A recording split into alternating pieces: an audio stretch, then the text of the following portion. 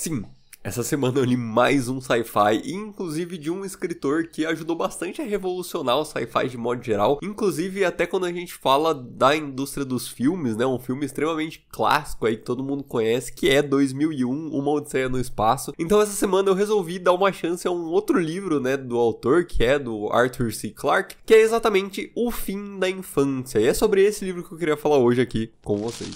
Oi! Eu sou o Grinsauro. Eu sei que sci-fi não dá tanto ibope quanto eu falar dos livros do Sanderson, então por favor já vai deixando seu like, seu comentário aí pra tentar fazer com que esse vídeo chegue pra mais pessoas, né? Mas vamos lá falar sobre esse livro que é basicamente uma inspiração muito direta do que a gente tem de Independence Day, que inclusive é uma coisa que o próprio autor fala antes de começar o livro, que pra quem não conhece, inclusive eu nunca assisti o filme, mas eu sei do que se trata, mas Independence Day é um filme onde os extraterrestres eles chegam na Terra e aí tem todo um caos, toda uma guerra, né, porque os aliens chegaram e tudo mais. Só que aqui nesse livro a ideia é um pouco diferente, inclusive ele tá muito mais atrelado, por mais que seja um livro extremamente delusional, digamos assim, e basicamente bizarro, né? Ele traz muitos questionamentos sobre a religião, sobre a fé, sobre o desenvolvimento humano, sobre revoltas, revoluções, enfim, e depois no final ele viaja completamente as ideias e fica muito fora da caixinha, mas até lá dá pra gente ter uma conversa bastante legal sobre as coisas que são faladas nesse livro. E bom, então o que fala, né, sobre o que fala O Fim da Infância? E basicamente esse livro ele fala sobre exatamente o começo dele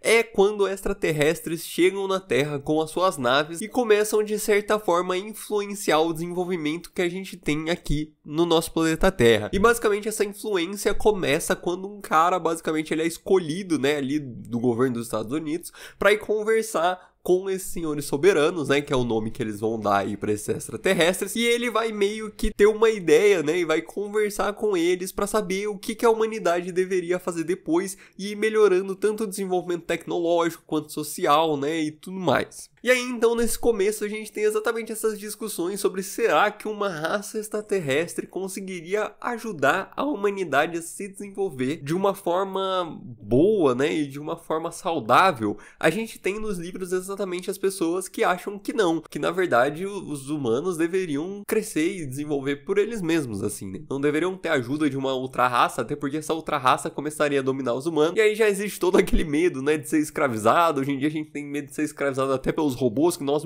mesmos criamos, né? Então, assim, quem dirá por uma raça alienígena extremamente tecnológica e muito mais inteligente, entre aspas, do que a gente, né? E aqui eu coloco entre aspas porque a inteligência pode ser algo extremamente relativo. E aí, com tudo isso que acontece, né, a gente tem esse nosso protagonista, a primeira pessoa que a gente tem contato. Nesse livro a gente não tem especificamente um protagonista, tá? É uma história que ela se passa em vários períodos de tempo diferentes. Então, primeiramente, a gente tem esse cara do governo que vai lá conversar com os senhores soberanos e em certo momento ele pergunta para os senhores soberanos se algum dia eles vão se mostrar para a Terra, porque até então eles nunca mostraram a sua aparência. E aí que vem a primeira grande discussão, que é exatamente a aparência desse senhor soberano, onde eles falam que eles só vão conseguir aparecer para as pessoas da Terra daqui a 50 anos. E isso fica meio que na cabeça dele de por que será que eles só conseguiriam aparecer, né, durante depois desses 50 anos e não antes, né? Ele tenta dar uma forçadinha, mas não consegue. E nesse meio tempo, exatamente os grupos rebeliosos, né, que não querem que os senhores soberanos dominem a Terra, eles sequestram essa pessoa e levam meio que para um cativeiro para tentar interrogar. Mas assim como esse cara não sabe muita coisa, ele não consegue entregar nada para os sequestradores, né? E os senhores soberanos, nesse primeiro momento, a gente conhece um pouco mais do que o Arthur C. Clarke quis escrever, que é essa força onipotente, onipresente, que tudo vê. E eles, enfim,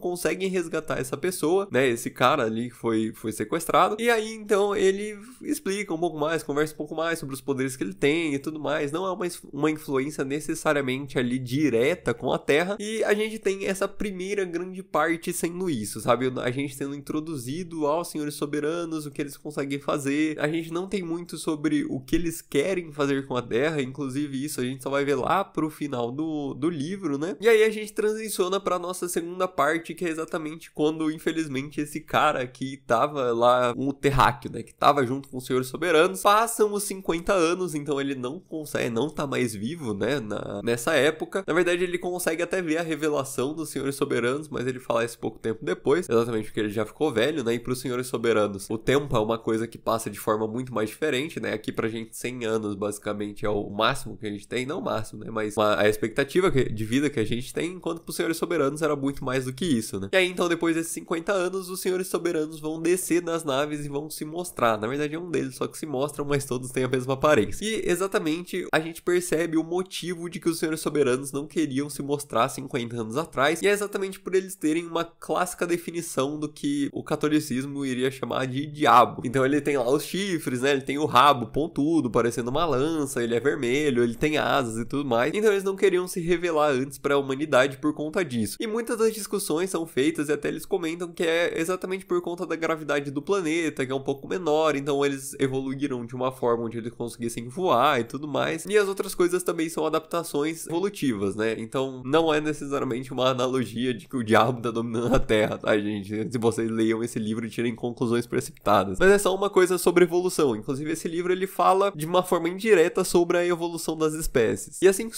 os Senhores Soberanos eles se apresentam na Terra, a Terra ela já tá num panorama muito diferente, né? Primeiro que essas questões de religião e tudo mais, elas já não existem do jeito que existiam antes. É muito diferente, as guerras já não existem mais, a fome não existe mais. Basicamente a Terra se transformou num grande centro de entretenimento. Inclusive tem muitas pessoas que agora buscam entender o porquê que os Senhores Soberanos, por exemplo, não deixam com que os seres humanos saiam da Terra para explorar. Então basicamente eles estão sendo, entre aspas, castrados ali, porque todos são ali, estão vendo um evento, estão indo para algum lugar. O transporte ficou muito mais fácil, o transporte aéreo ficou muito mais fácil, então você pode viajar para onde você quiser em questões de minutos. Então assim, a Terra virou simplesmente um grande parque de diversões. E aí começa grandes questionamentos de um dos caras que vai fazer um plano para conseguir visitar o planeta dos Senhores Soberanos. Então basicamente os Senhores Soberanos eles querem pegar um exemplar, né, de uma baleia cachalote, de uma lula gigante para fazer uma decoração lá no planeta deles onde elas estão lutando, que inclusive mais pra frente a gente vai ver o museu que eles têm lá das outras espécies que eles dominaram. E uma pessoa consegue fazer a história do que tem no Pinóquio, né, que é basicamente de entrar dentro da baleia, e aí ela consegue ser levada dentro da nave, enfim, e vai pra esse futuro, entre aspas, né, porque viaja anos-luz. Então a gente tem essa pessoa indo visitar e a gente conhece um pouco mais sobre o planeta dos Senhores Soberanos. Não vou comentar aqui muito, porque se você quiser saber mais, eu recomendo que você vá ler o livro. Mas só dando um panorama geral, assim, do que é a história, pra você realmente não pensar que você tá ficando maluco na hora que você tá lendo, porque é uma história que ela tem muitas reviravoltas. E aí, nesse meio tempo, enquanto essa pessoa tá indo lá pro planeta dos Senhores Soberanos, a gente tem que na Terra tá acontecendo um evento, onde um dos Senhores Soberanos tá ali nessa festa, né, porque ele vai nessa festa, porque a casa da pessoa que tá acontecendo a festa tem vários livros de psicologia. Então ele vai lá exatamente pra tentar estudar a psique humana e entender melhor com quem ele tá conversando ali, com quem os Senhores Soberanos estão trabalhando, né. E nessa festa, os convidados, eles resolvem meio que usar uma espécie de tabuleiro Ouija pra se comunicar, dessa vez, com os Senhores Soberanos, como se eles fossem uma força, enfim, metafísica, e que eles conseguissem se comunicar. E quando eles estão fazendo essa brincadeira não sei muito bem como me explicar, mas quando eles estão fazendo esse rolê do tabuleiro Ouija, uma das mulheres lá, ela pergunta exatamente onde é a estrela do planeta dos Senhores Soberanos, né? Assim como a gente tem o Sol, por exemplo, ela queria saber qual que era a estrela que reinava o sistema solar dos Senhores Soberanos. E aí vem pra ela meio que de uma forma divina exatamente qual era o número catalogado num sistema de catálogo de estrelas da estrela do planeta dos Senhores Soberanos. E é nesse momento exatamente que a gente tem a segunda parte da história, que é quando eles vão pegar essa moça que recebeu esse rolê divino e vão colocar eles numa mini sociedade, assim, que tá sendo criada exatamente para ver como essa nova humanidade vai se desenvolver. Porém, os Senhores Soberanos já tem informações a mais, né? E, cara, eu vou te falar que essa parte é a parte que realmente começa a ficar extremamente confuso, extremamente complexo, onde coisas nada a ver começam a acontecer. E aí, realmente, se você quiser ler e entender o que eu tô falando, eu recomendo que você vá ler esse livro. Mas tá, o que eu achei, né, desse livro? Eu ainda não sei muito bem o que eu achei. Eu gostei, foi uma leitura leitura bem legal, foi uma leitura bem interessante. Não sei se realmente eu recomendaria pra alguém que tá querendo ler um sci-fi. Eu acho que assim, se você tá sem nada pra ler, quer ler um negócio que vai ser divertido, vai ser engraçado, vai ser meio bilolado das ideias, vai ser nada a ver, mas tem umas reflexões bastante interessantes no meio do caminho, cara. É um livro bastante interessante. Inclusive eu tava lendo a versão do Kindle, né, que é a que eu tenho, que uma época eu tava dando de graça. Aí várias pessoas grifaram várias frases, tem várias frases de impacto, assim, no livro, sobre religião, sobre exatamente quando a gente tem essa parte da humanidade tá num circo eterno, digamos assim. Aí esses questionamentos sobre força de vontade, sobre querer fazer algo, sobre querer ser importante. Então ele traz esses questionamentos que é bem interessante. É engraçado como a gente vê também a tecnologia, que lá ele fala muito sobre os computadores e tal, e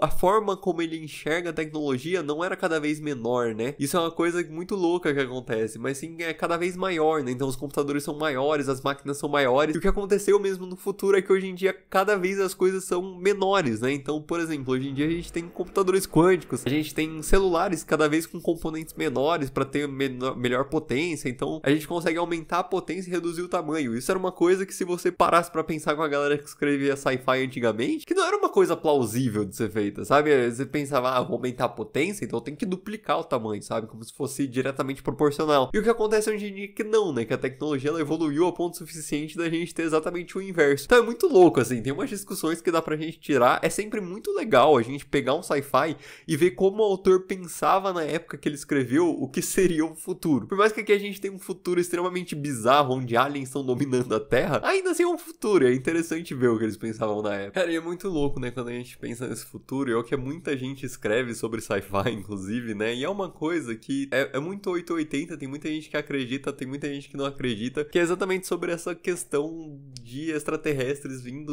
visitar a Terra, né? Isso aqui eu queria até deixar uma discussão aí com vocês, se vocês acreditam ou não nesse ponto, né? Eu realmente acho que... Eu não lembro quem falou agora essa frase, não lembro se foi o Carl Sagan ou se foi o Neil deGrasse Tyson, mas enfim, que é exatamente que se o universo não existe mais ninguém, ele é um grande gasto de espaço, né?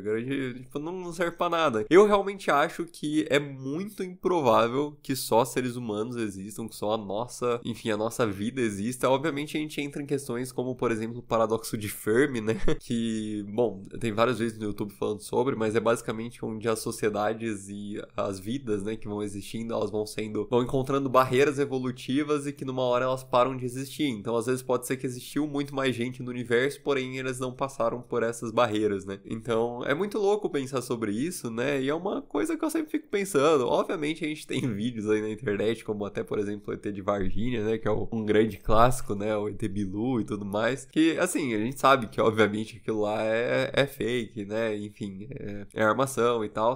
Pelo menos o que a gente acha e espera que seja, né? Mas, enfim, quem sabe, né? Será que a gente tá tão sozinho assim no universo, né? Às vezes pode ser que seja outra civilização tão desenvolvida quanto a gente, e por isso que a gente não encontra sinal de rádio, não encontra nada, né? É muito louco quando você parar pra pensar sobre isso. É muito louco, eu acho, que quem pensa que não existe mais ninguém, porque eu acho que é mais improvável não existir ninguém do que existir outras formas de vida, tá? E aí a gente vai entrar todo um questionamento sobre o que é vida, sobre o que a gente define como vida. Eu não quero entrar nisso aqui agora. Se vocês quiserem uma discussão como essa, deixa aí nos comentários. Sendo sincero, é uma parte que eu estudei bastante fora, assim, na minha graduação, que é exatamente sobre cosmologia, né? E é muito louco quando você para pra ver as coisas que o universo é capaz de fazer. Então, assim, estatisticamente falando, eu acho que é bastante provável que exista mais vida aí no universo. Mas, enfim, é só outra discussão que o livro propõe, e eu tô propondo aqui, se vocês tiverem interesse em comentar sobre isso. Mas é isso. Um abraço e até a próxima.